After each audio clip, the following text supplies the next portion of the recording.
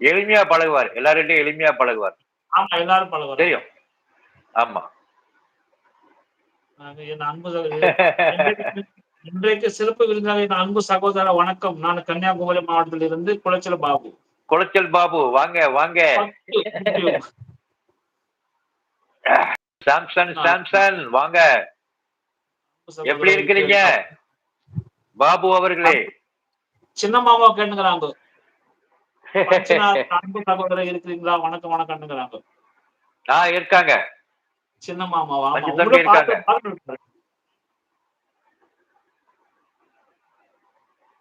பிங்கி ஜெசிதா என்ன அழுவுற மாதிரியே போறாங்க. பாக்குற மாதிரி குளச்சல் பாபு அண்ணா.